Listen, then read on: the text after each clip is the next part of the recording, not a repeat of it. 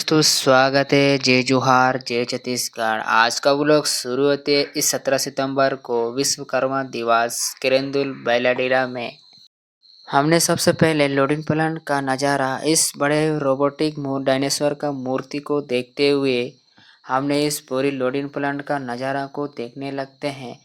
इसी बीच मेरे मन में सवाल आता है कि आखिर विश्वकर्मा क्यों मनाया जाता है। फिर मैंने कई रिसर्च के बाद फिर पता चला है कि भगवान विश्वकर्मा को सृष्टि का पहला इंजीनियर और वास्तुकार माना जाता है। उन्होंने स्वर्गलोक, इंद्रपुरी, द्वारिका, लंका और भगवान श्री कृष्ण का सुदर्शन चक्र तक बनाया था। इस दिन कारीगर, मजदूर, इंजीनियर और फैक्ट्री में काम करने वाले लोग अपने और मशीनों की पूजा करते हैं। माना जाता है कि काम को पूजा मानकर करने से सफलता जरूर मिलती है।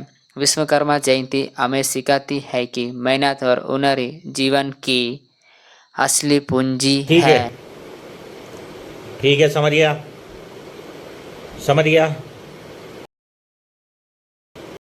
हम लोग फिर निकल जाते हैं सीधा SP2 की नज़ारों को देखने के लिए, लेकिन SP2 पहुंचने से पहले हमने कई ट्रैफिकों का सामना करते हुए निकल जाते हैं SP2 की सफ़र के लिए। A few moments later.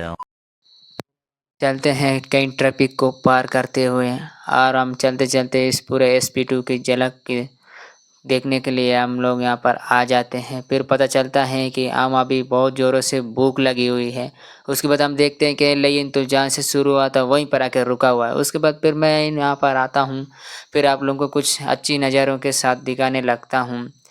फिर मैं यहाँ पर आने के बाद फिर मुझे ये बाबा मिलता है। उसके बाद मैं इसको करता हूँ सलाम। क्या बात है सर, क्या बात है सर, क्या बात, ये बात है। फिर हम निकल जाते हैं इस तूफान के पीछे पीछे हैसर की झलक को देखने के लिए, लेकिन हमारे ने तो पूरा बुरा हाल कर दिया इस तूफान की ट्रैक ने। लेकिन फिर भी हम लोग इसके पीछे पीछे जाते हैं। हमें तो देखना था सिर्फ हैसर की झलक को, इसलिए हम लोग तो हार नहीं मानते हैं। लेकिन हम लोग उसके पीछे पीछे जाने के बाद फिर हम लोग तो फाइनली पहुंच जाते हैं हैसर में। ऐसर में पहुंचने के बाद फिर पता चलता है कि अरे भाई हम लोग कहाँ पर आ गए हैं। और हम लोग तो देखते देखते को पता चलता है कि इतना बड़ा बड़ा मशीन है, लेकिन आखिर है किस काम का। मन में तो बहुत सारे सवाल उठ रहे थे, लेकिन फिर हमारा क्या, हम तो बस आज के लिए हमारे जो फ्री में मिलता है उसको टाइम का यूटिलाइज करके हमने यहाँ पर आ जाते हैं देखने के लिए। देखने के लिए तो बहुत कुछ मिलता है। फिर हम लोग अपना मज़ा कर लेते हैं। देखते देखते हम लोग को तो बहुत ही मज़ा आ जाता है। लेकिन फिर हम लोगों ने इसको पूरे अच्छे तरह से झलक के साथ देखते हुए फिर इसके बाद इन खूबसूरत बड़े लाल तालाब को देखते हैं।